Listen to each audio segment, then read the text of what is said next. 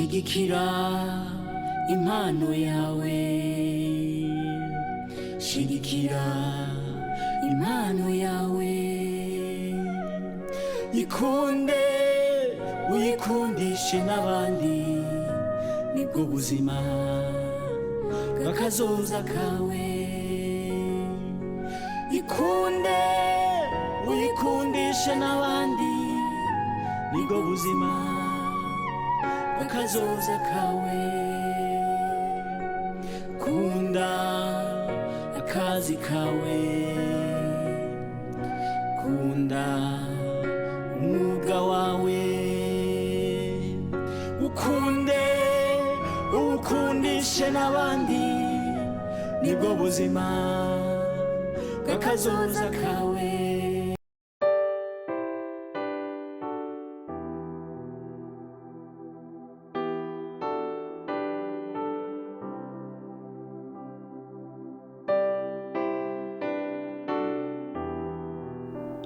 nitwa Mutoni hariya navutse nk'abandi bana bose ngiye kubona n'Imana ariko nko mubizi kugira umuntu agere ku ntsinzi aca mu nzira zikomeye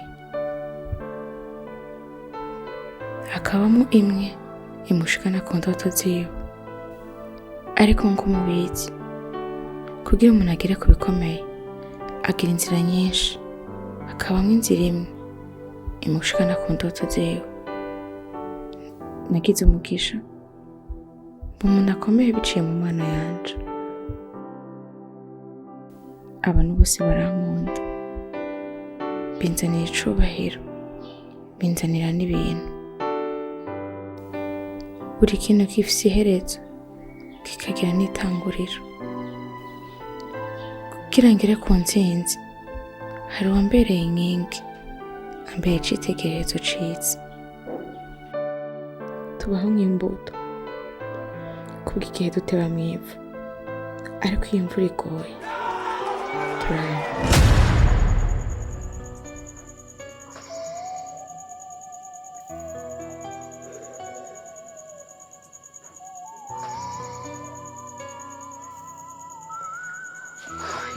Iva uraciga amasaha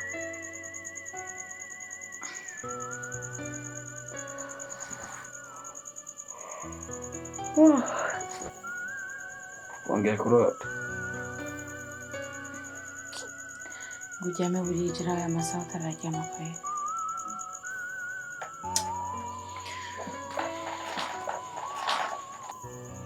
ngomba kwiga cane ejo dufise exam courage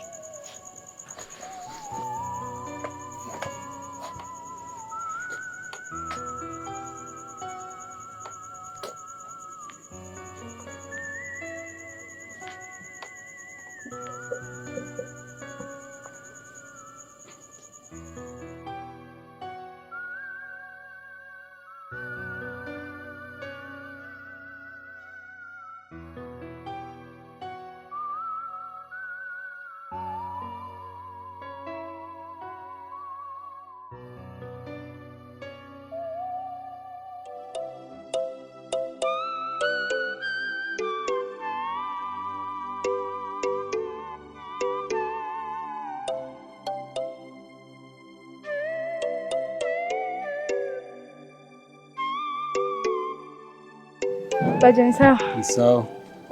Ngiye aho hepfo kasoko. Kasoko ni 4,000. 4?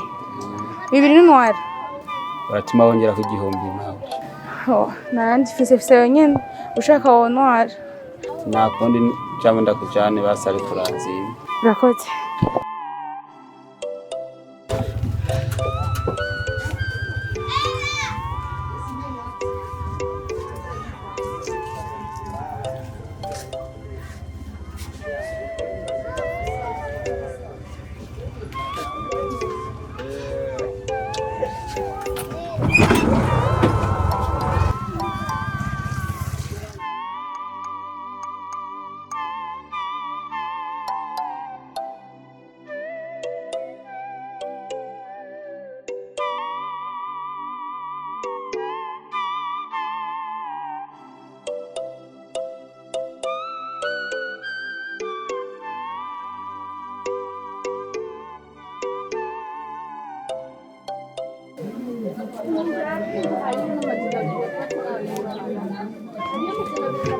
mabuja ngo ndakoze ahantu nenga sijyambere ndakubonye nenga ndakoze ahantu wowe ntwari ukina amafilime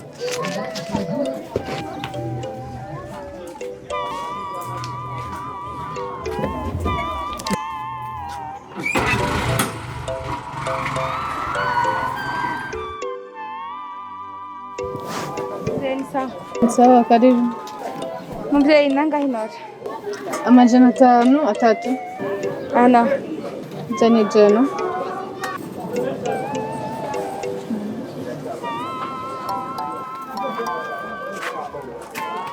Ese yari wampinya amafilime. Ese yari wampinya amafilime. Sha. Yo kweli.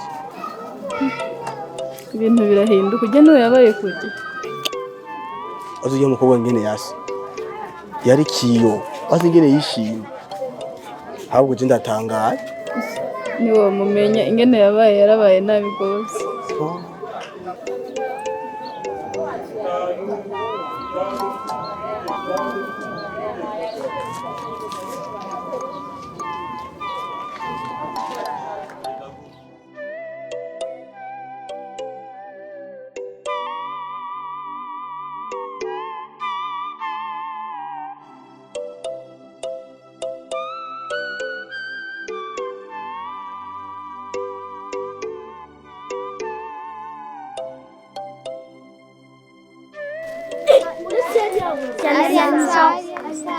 Ugendi hariya siwe ego niwe naramubonye mu filime niwe ego niwe nanje naramubonye muri filime niwe namubonye niwe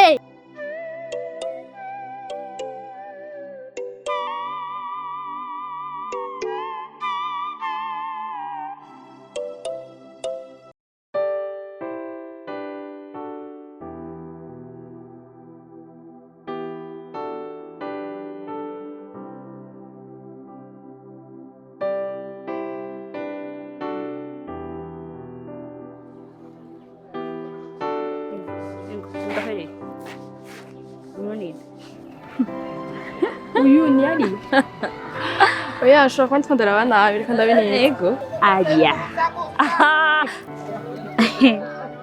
umukobwa w'icyamamare twari tuzi mwiza ndiko ndihenda uyo ni ariya umwenzi we madame hari ukwikiranya no kumenya umuntu wariwe shaka uwo ni ariya ikiganiro hato na hato ndi twaraba unamubonye wacugira ubwoba ego sha yaganza quartier yose yari hejuru ariko yantrete imukobwa ntivyari kwiga kubuka kuko imukobwa yaragiye arazima ama social media yose nahora ndamukurikirana ko yose ndamubura ko ndavuga ati none ari mubizi ariko sharaba isi irakwikaragira madame nibiki kuvyimbagara irakwikaragira nje kuma nawe nikugira nigumiru sinishime sindigisha umuntu nomwe kuko niso isi irakwikaragira ikaguhinduka hewe none raba sha wow biratusha sho ni ari ubona ari ndo nibiki urahinzuka tuko turamuvuga niba shanda babwire amajambo muko makoresha si meza ariya nimba byashitse akazima simuka muco mukoresha amajambo nkayo ankora namusaza we bumva bambwira Iva uri ukingene Iva yaza ngaha ku ishure ku miduga kururuka ku birato byiza ku mashakoshi meza hato na hato guhinduranya hewe reka bayabone kuko agahari karavuga nije namushize kuri social media nije namushize umuntu wese ariko arampostinga nanje gato ndamupostinga nadoza kwindi ari acamamare Iva bada uri kuri shinguye genda abo navyuzi wavyimbuka rushaho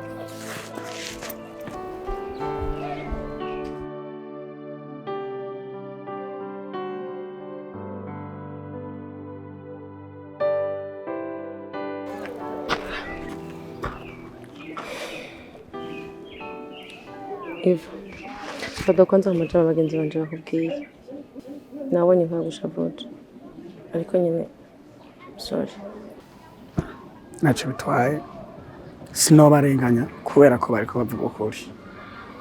Usibye ko bavuze amajambo mabi abagoye kwakira mu mutima,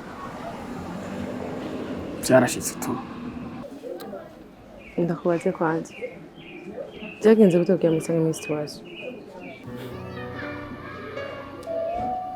Ibyo tuvyihoze. Ni story ndende. Byaba byiza tuvyihoze tubibayemo byarabaye. Gusa nta mpamvu yo kubivuga. Tuvyihoze. Okay. Nashaka guherekeza bazi. Kajana. Nta kibazo.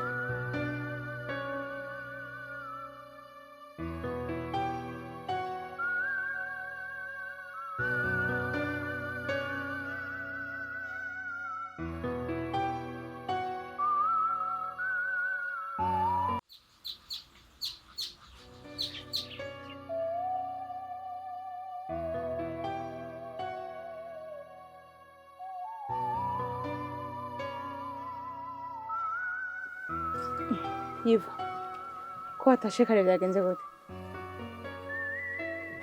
Impamvu urayizi. Kanzu tuvuga.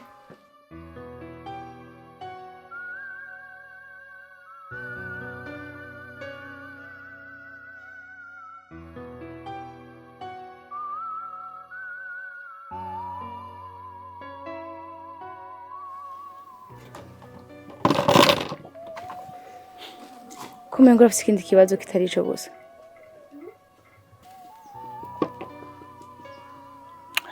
Ikibazo ca mbere ni ibyo. Ica kabiri ni wewe. Impamvu ca mbere ari ibyo byo kurya. Wombwira gute yuko tuzokwama kunja imwe. Ubwize ngo urahindura intore, irengarenga, ibiharage. Ariko ugaruka kuguma bwa bundi nyene. Urabona ko ubwo buzima tuzobubamo kugeza ryari?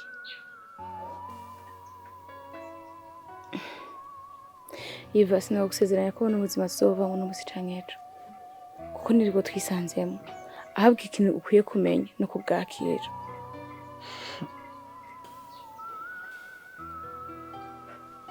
Kwanza mbwira. Ico kenje kuvuga ngo ni jewe nanje hari iki? Bimeze gute? Icya kabiri reka tuciyoze. Tuvyihoze gute? Yego. Ko mbwira ko ufite impamvu zibiri hamwe kashumbwira ngo iyo nyuma tuyihoze. Icya kabiri ni wewe. Ariko nta mpamvu yo kubivuga, reka tuvyihoze. Vyumvire neza rero, impamvu ya kabiri ni jewe. Hamace ndavyihoze nivyo akunda. Habwo rabo mbwire. Impamvu ya kabiri ni jewe gute?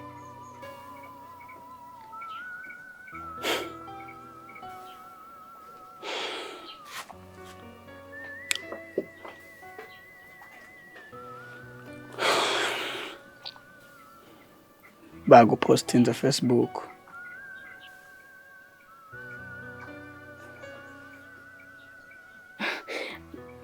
Gusa ko bampostinze ibintu bisanzwe. Ibintu bisanzwe? Kugenda ku isoko warugiye kugirane. Ko njewe nawe twasezeranye yuko atakwiyerekana. Uzi n'ukuntu wari wambaye? Uzi ibintu bakwanditse ko? Ugaca uvuga ngo ni bisanzwe. Aria, wahora uri umuntu abantu bose bubaha. Wari umunyempano igihugu cyose cyari gihanze amaso. Wari umuntu urengana abantu bose bakifuza kugukorako. Wafungura imeza zuzuye injya. Zimukazicagura. Ariko no musi wirigura kugirengarenga. Intore uhinduye ibiharage. Urano ubuzima tuzobuvamo kugeza ryari. Aho jewe niho ntandukaniye nawe. Wewe ibintu byose ubifata kari ibintu bisanzwe. Hakurabaho ibintu byapfiriye kugira ukosora ikosa ryabaye, sibyo? Usubire ku mwanya wari uriko. Mugo ibintu byose ubifata ko bisanzwe. Urabona ko tuzoguma muri ubu buzima bwo kwishahisha kugeza ryari. We ntuzibaza muhora nabyo. Kugeza isaha ku ishuri nari umuntu yubashwe. Atinyitse. Navuga rikijana. Ariko kugeza isaha nta n'ijambo mfise. Nirirwa ndatuka kubera wewe. Sivyo? ivyo byose je nije mpura navyo, nije mbabara, nije ntukwa, nije mbwirwa amajambo mabi, mugabo we ntaco bikubwiye.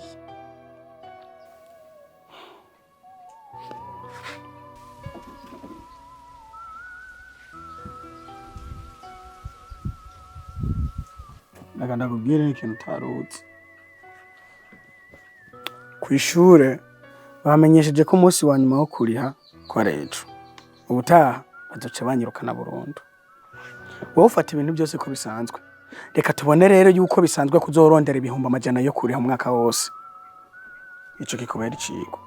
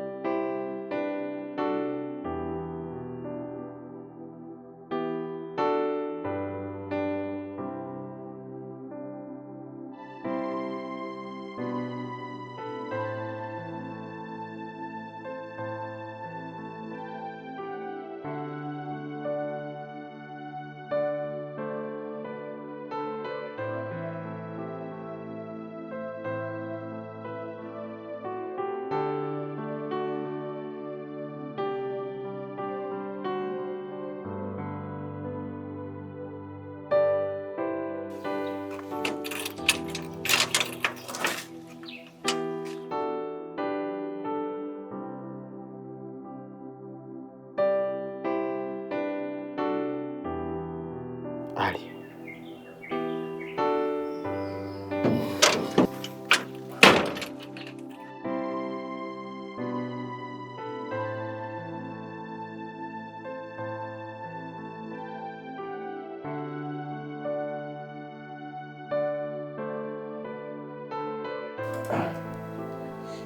Ninde? Boss. Ni Alia. Alia? Ya. Alia ngahi wanje? Mbwira yinjire. Alia imyaka yose yarabuze.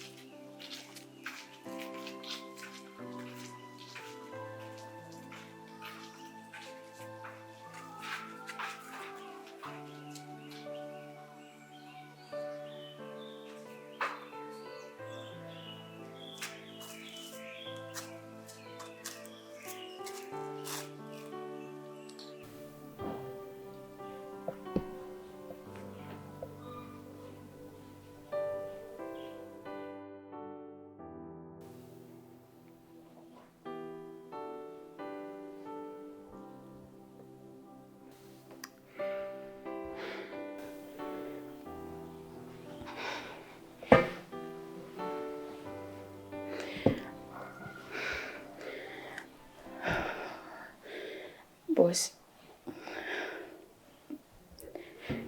Ndazi nivyoroshe kuza mu maso yawe. Ariko ndakwinginze. Ndakwinginze bagira ibyabaye byose. Nivyo vyoroshe aho nza gukora. Ariko hari impamvu imwe yatumye nza gukora. Nagize ikibazo. Ndazunguruka mu mutwe ndiyumvira umuntu watura ikibazo mfise. Hagumye hadi izina yawe. Byari bigoye ariko nabuze ati nta yindi mpamvu mfise nta n'ubundi buryo mfise atari kuza mu maso yawe nkagusaba ubwo bufasha. mutonya wanje bamwirukanye ku ishuri. Rero ndakwinginze ndanagupfukamira ufashe 500 ndi kuri ishuri rya mutonya wanje asubire ku ishuri. Nzokuyaranje nte ku rutare ndahiga hirya no hino ndagusubiza. Nivyananiye no kuyishura zopfa umutegura filime basi mamagare ndayigine mwo ku buryo bwo kwishura amafaranga zobukwaje.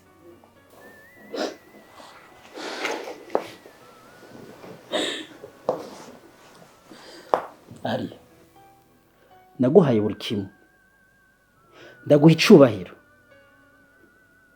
ndaguha abantu, uronka n'ibintu. Ico ntaguhaye niki?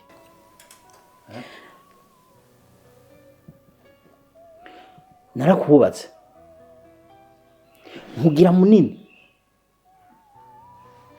abantu bose bipfuza kukuraba, wari wubashwe,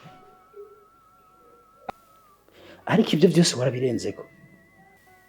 Ugende ndutisha umuhungu kubera urukundo.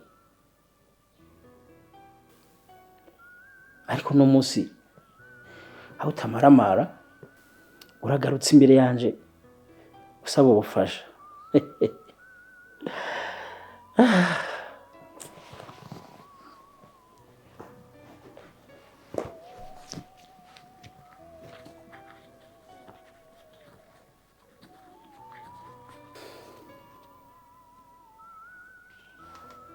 Urayabona?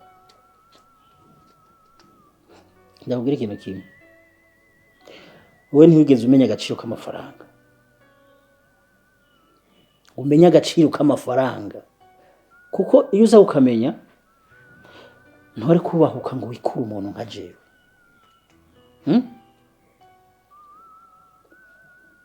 Aka kanya urabonye ko amafaranga akenewe mu buzima bwawe, uragarutse. Sinaje ngaho gasubire mu bya kera, ahubwo naje ngaho kihaturaye ko mfashe ikibazo mfise kuri ndagusabye ukwezi.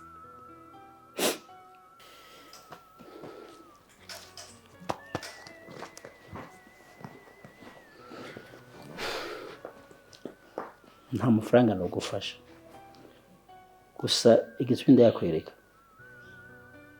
Nshatse gukureka ko ntubura amafaranga yo gufasha. Ako ndavye ukuntu wabimukiye, we nta mafaranga yanje no guha, ahubwo iciza mvira mu nzu. Malove musohore.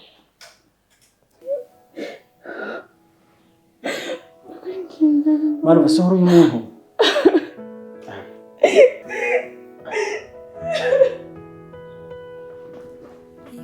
Yakunani sohora.